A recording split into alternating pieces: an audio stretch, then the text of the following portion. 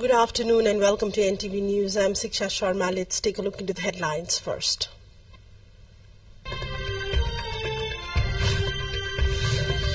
Quake displaced of Jazakot battling cold as mercury plunges further. An infant loses life to pneumonia. More than 50 children suffering from cold-related illness.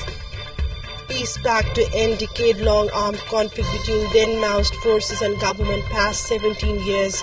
Conflict victims still awaiting justice.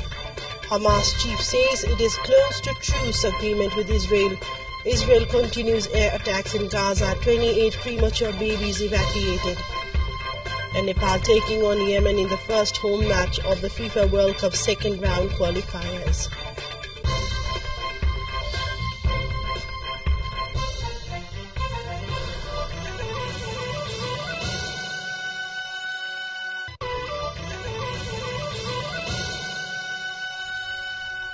Welcome back. We continue with the rest of the developments.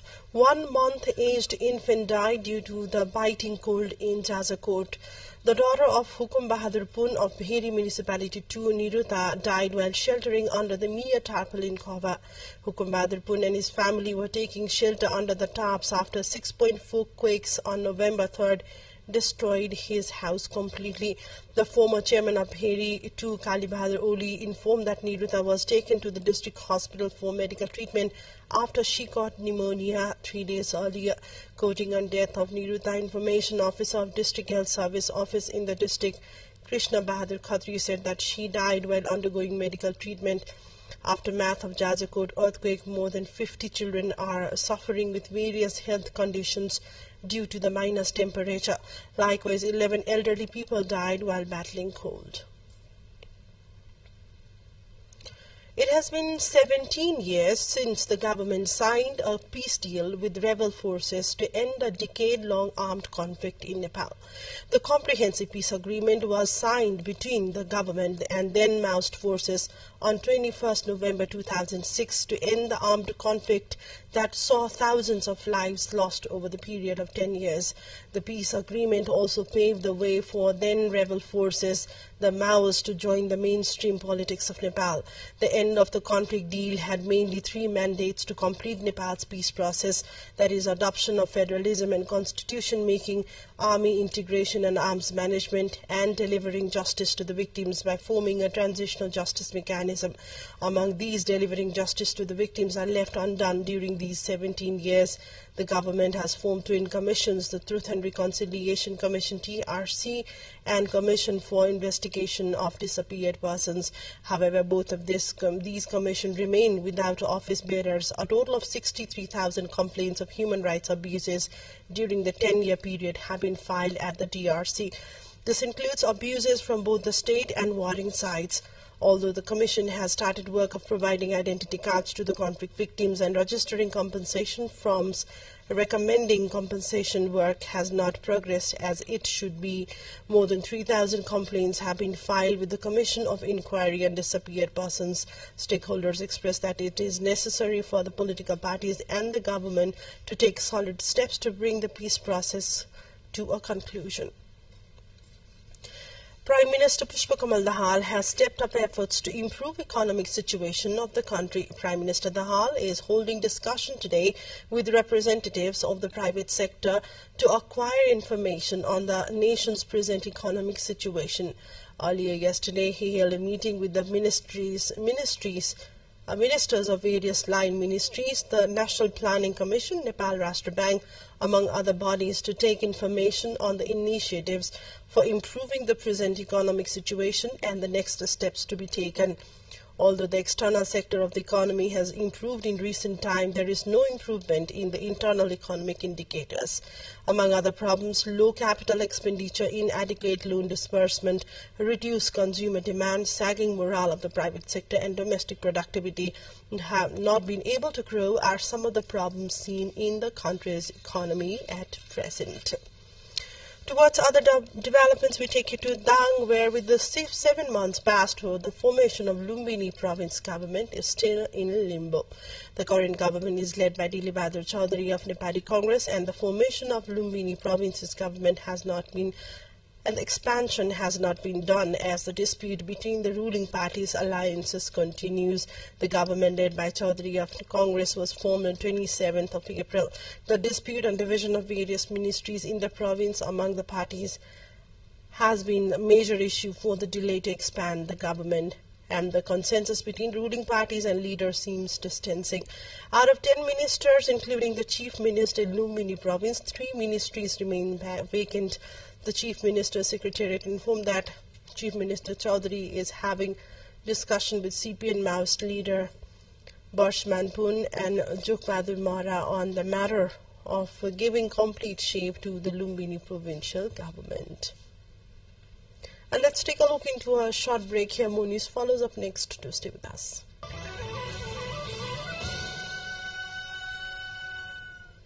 Welcome back to NTV News. Taking a look into more developments. A couple died with electric shock while releasing current for fishing in a stream. Those killed in the incident are Bhimlal Sunar, 46, and his spouse Sabitri Sunar, 46 years of age, originally from Jomso, Mustang. They were currently staying at Patane, Pokhara Metropolis 29. According to police, they were releasing current in a stream for fishing but met the accident that claimed their lives. A police team was mobilized immediately after receiving the information on the incident. The Sunar couple was rushed to the regional hospital, but later they were declared dead. DSP at District Police Office Kaski Shravan Kumar Bika said the dead bodies of the couple were now at Paschimanchal Regional Hospital for post-mortem. Meanwhile, 2 brothers have been found dead in a rented room in Dang. Police reported that the siblings were found lifeless inside a room in Tulsipur 6. Gaidar. According to the Tulsipur area police office, 33-year-old Purna Bahadur Basnit and his 30-year-old brother Tegh Bahadur Basnit, residents of Tulsipur 16 Dokrena, were found dead. Deputy Superintendent of Police said further detail will come only after the post-mortem report. Taking you to the international front, where Reuters news agency has quoted the chief of Hamas that the Palestinian militant group was near a truce agreement with Israel, even as the deadly assault on Gaza continued and rockets were being fired into Israel. Hamas officials are close to reaching a truce agreement with Israel, and the group has delivered its response to Qatari mediators. Ismail Haniyeh said in a statement sent to Reuters by his side. It says, the truce will be mainly for the arrangements for delivery of aid into Gaza and the exchange of Israeli hostages held by Hamas for Palestinian prisoners in Israel, the demand of Israel for ending its offensive into Gaza. Both the sides would free women and children, and details will be announced by Qatar, which is mediating in the negotiations. It has been said Hamas took about 240 hostages during its October 7 rampage into Israel that killed 1,200 people. A second WHO-led joint UN mission working in collaboration with the Palestine Red Crescent Society have evacuated 31 babies from Al-Shifa Hospital in northern Gaza to a hospital in the south. The severely ill babies were reported in 6 ambulances supplied and staffed by the Palestine Red Crescent. The mission was once again assessed as high risk due to the active combat in close proximity to the hospital.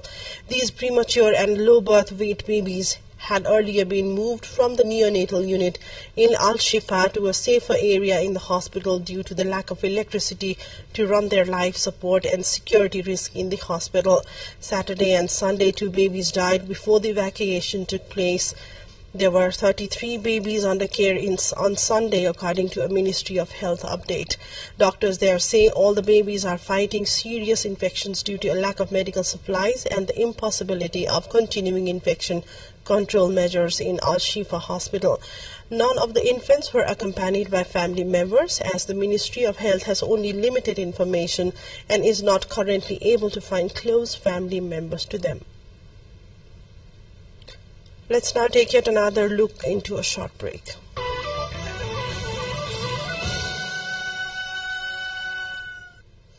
Welcome back to NTV News. Towards more international updates, Turkey has launched a rescue mission to hunt for 11 missing sailors after deadly storm sank a cargo vessel, killing 1. The ship sank in the Black Sea amid a burst of stormy weather, killing at least 1 sailor and leaving the remaining 11 crew members missing, Turkey's Interior Ministry said. The weather front that wrecked the vessel killed at least 9 people, including the sailor, over the weekend in Turkey. The Kafkametler cargo ship went down with 12 crew members on board after hitting a seawall east of Istanbul, Turkey's Interior Minister informed. The United Nations warns that Earth's climate could warm by as much as 2.9 degrees Celsius by the end of this century, even if countries achieve their 2030 emissions reduction targets.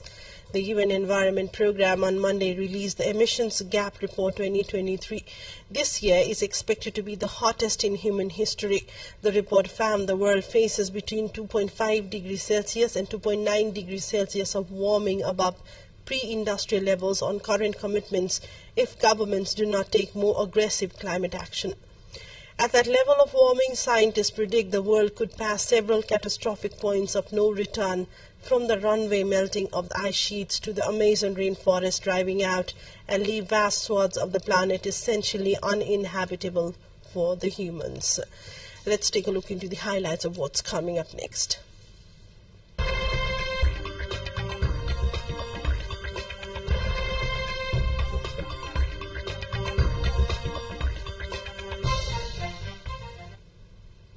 Stunning drone footage showed a large herd of Marco Polo ship galloping in the mountains region in the southwestern part of Xinjiang Uyghur Autonomous Region in northwest China.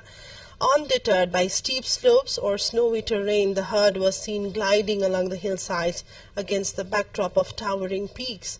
The subspecies, the largest one in size, mainly inhabits the Pamir Mountains region and the Tian Shan Mountains in the central and western parts of Asia. The habitats range from the bare rock belt to rolling hills. The Marco Polo sheep migrate vertically season by the season. During summer, the herds prefer to be near the snow line, while during winter they like to move from high places to lower valleys. Under second-class national protection, the Marco Polo sheep have seen their population increasing in recent years due to local wildlife protection efforts.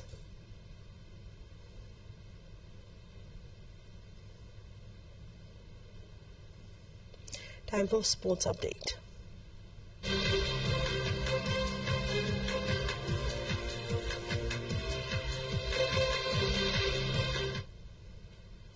Nepal is taking on Yemen in the first leg of the FIFA World Cup 2026 and AFC Asian Cup second round joint qualifiers at the Tashrot Stadium today. At a press meet in the eve of the match, Nepal skipper Kiran Kumar Limbu said that the team is ready to face the challenge from the visiting team. Kiran's comments come on the heels of 4-0 defeat against the UAE in an away match a week ago. Despite desperate need of a win to stay alive in the second round, Nepal faces an uphill task against the highly ranked opponent. Head coach Vincenzo Alberto Anis said Nepal will play for 3 points, stating that the young players in the team need more experience to mature. Meanwhile, All Nepal Football Association at the press conference informed that they have arranged buses for spectators in 15 different routes for free drop-off after the match. And Vice President Deepak Khattiwara said the service has been provided, keeping in view the timing of the match. The match is set to kick off at 7 p.m. at the Tashrot Stadium. The 2023 Shanghai Tower Vertical Marathon, the world's highest race of its kind, took place on Sunday at China's tallest building, Shanghai Tower, drawing stair-climbing elites from around the world for a thrilling event.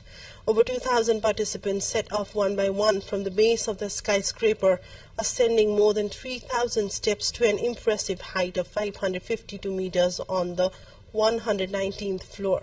Skilled stair runners and top international athletes from Germany, Poland, Slovakia, the Czech Republic and other countries and regions registered for the competition. In the end, Polish athletes Pierre Lobdonczycki emerged as the champion in the men's category, completing the race in 18 minutes and 4 seconds. The women's champion title was claimed by Italian athlete Valentina Bellotti, who persevered despite the challenge in time difference.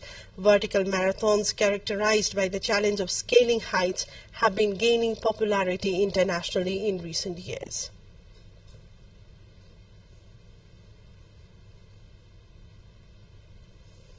And this brings us to the end of the bulletin. Quick reminder of the headlines.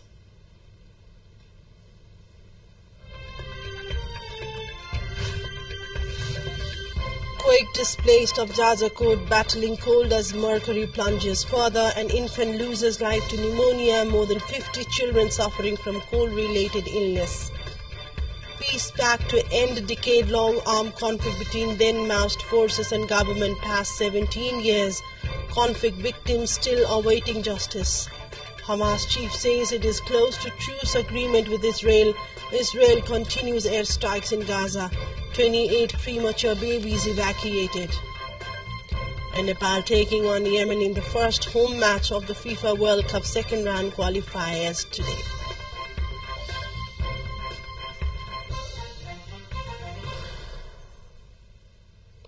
That's all for now. We'll come back to you with another news bulletin in Nepali in less than an hour, and our next English news will bring you right at 6 in the evening. Keep watching Nepal television. Have a great day. Namaste.